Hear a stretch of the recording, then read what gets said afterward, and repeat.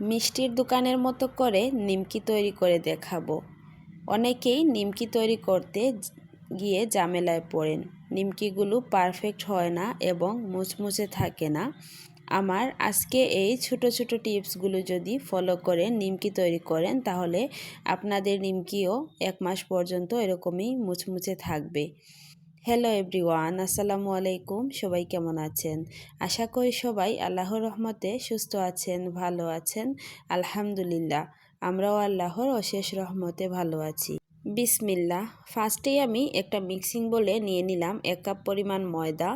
এখন আমি ময়দার সাথে দিয়ে দিলাম স্বাদ অনুযায়ী লবণ আর দিয়ে দিলাম কালো জিরা। কালো জিরাটাকে আমি হাতের মধ্যে একটু এভাবে ডলে দিচ্ছি। এতে করে কালো জিরা থেকে খুবই সুন্দর একটা স্মেল চলে আসবে। তো এখন আমি এর মধ্যে দিয়ে দিলাম সয়াবিন তেল। তেল দিয়ে ভালো করে ময়দাটাকে আমি হাত দিয়ে মাখিয়ে নিব। আর এই পর্যায়ে এসে ভালো করে যদি ময়দাটাকে তেলের সঙ্গে মিশিয়ে নেন তাহলেই কিন্তু আপনাদের নিমকিগুলো বানানোর পর অনেকটাই ক্রিস্পি থাকবে। আর 1 মাস পর্যন্ত এই নিমকিগুলো এরকমই ক্রিস্পি এবং মুচমুচে থাকবে। আপনারা চাইলে সংরক্ষণ করেও রেখে খেতে পারবেন। তো দেখুন, ভালো করে তেলের সঙ্গে মিশিয়ে নিয়েছি। এখন আমি হাতের মধ্যে নিয়ে এভাবে মুঠো করলে দেখবেন মুঠোবন্দি হয়ে আসছে। আর যখন আমি হাত দিয়ে প্রেস করব তখন জোর জোর করে পড়ে যাচ্ছে। তখনই বুঝতে হবে ময়দার মিশ্রণটাকে ভালোভাবে ময়ান করা হয়ে গিয়েছে।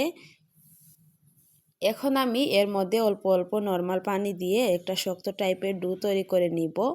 ডোটাকে তৈরি করার পর আমি এখানে অল্প একটু তেল মাখিয়ে নিয়েছি। নিয়ে আমি ময়দার মিশ্রণটাকে কিছুক্ষণ রেস্টে রেখে দিব। 10 থেকে 15 মিনিট রেস্টে রেখে দিলেই হবে। ভিডিওর এই পর্যন্ত এসে যারা একটি লাইক দিতে ভুলে গিয়েছেন, অনুরোধ করব একটি লাইক দিয়ে সম্পূর্ণ ভিডিওটি কন্টিনিউ করবেন। আর আমার চ্যানেলে যদি নতুন হয়ে থাকেন, আমার ভিডিওগুলো যদি আপনাদের কাছে ভালো লাগে তাহলে প্লিজ আমার চ্যানেলটিকে সাবস্ক্রাইব করে পাশে থাকা বেল আইকনটি অলে প্রেস করে রাখবেন। এতে করে আমি নতুন কোনো ভিডিও আপলোড করার সাথে সাথেই নোটিফিকেশন আপনাদের কাছে পৌঁছে যাবে। তো দেখুন, কথা বলতে বলতে আমি ময়দার মিশ্রণটাকে ভালো করে হাত দিয়ে মেখে নিয়েছি। আর এখন ওখান থেকে একটা লিচি কেটে নিয়েছি। এখন আমি উপর থেকে কিছুটা ময়দা ছিটিয়ে দিলাম, দিয়ে পাতলা সাইজের একটা রুটি বেলে নিব। আর নিমকি বানানোর ক্ষেত্রে কিন্তু রুটিটাকে কিছুটা পাতলা করে বেলতে হবে। তো দেখুন আমি কতটা পাতলা করে রুটিটা বেলে নিয়েছি, আপনাদেরকে ঘনত্বটা দেখিয়ে দিলাম। আর যদি রুটিটাকে মোটা করে বেলেন তাহলে কিন্তু নিমকিগুলো ভাজার পর ক্রিস্পি থাকবে না। এই ছোট ছোট টিপসগুলো যদি ফলো করে নিমকি তৈরি করেন তাহলে আপনাদের নিমকিও কিন্তু পারফেক্ট হবে। এখন আমি একটা স্টিলের গ্লাসের সাহায্যে কেটে নিচ্ছি। গোল গোল করে আমি রুটিটাকে কেটে নিচ্ছি।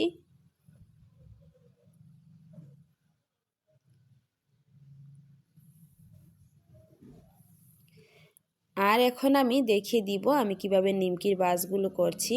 আপনারা ঠিক একই পদ্ধতি ফলো করে বড় নিমকিও তৈরি করতে পারবেন।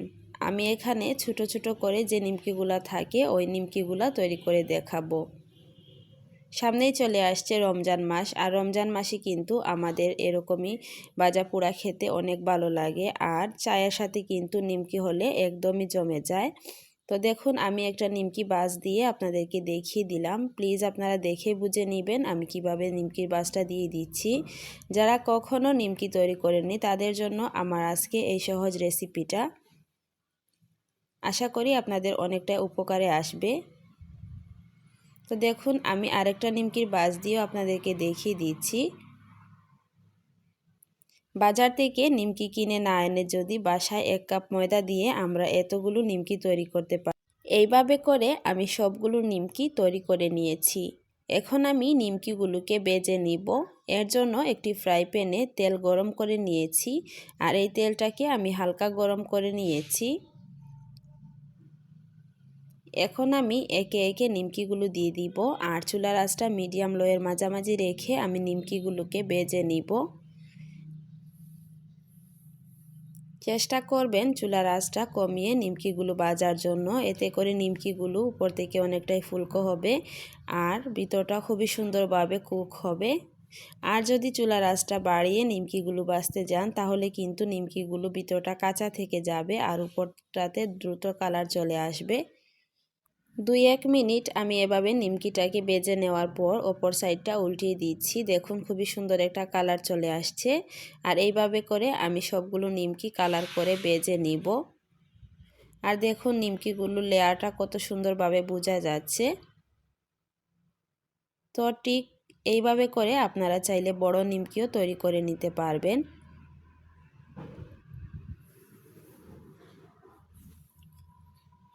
তো দেখুন খুবই সুন্দর একটা কালার চলে আসছে। আর এখন আমি নিমকিগুলোকে উঠিয়ে নিচ্ছি তেল ঝরিয়ে। আর পরিবেশন করে আপনাদেরকে দেখিয়ে দিচ্ছি নিমকিগুলো কতটা ক্রিস্পি হয়েছে। এভাবে করে আপনারা 1 মাস পর্যন্ত নিমকিগুলো সংরক্ষণ করে রেখে খেতে পারবেন। আশা করি আমার আজকের রেসিপি আপনাদের কাছে ভালো লেগেছে। যদি ভালো লাগে তাহলে প্লিজ ফ্রেন্ডস এন্ড ফ্যামিলির সাথে আমার ভিডিওটি শেয়ার করে দিবেন। আর অবশ্যই ছোট্ট করে একটি কমেন্ট করে জানাবেন আমার ভিডিওটি আপনাদের কাছে কেমন লাগলো। দেখুন কতটা ক্রিস্পি হয়েছে নিমকিগুলো। তো এই ছিল আমার আজকের রেসিপি। সবাই অনেক বেশি ভালো থাকবেন, সুস্থ থাকবেন। আল্লাহ হাফিজ। আসসালামু আলাইকুম।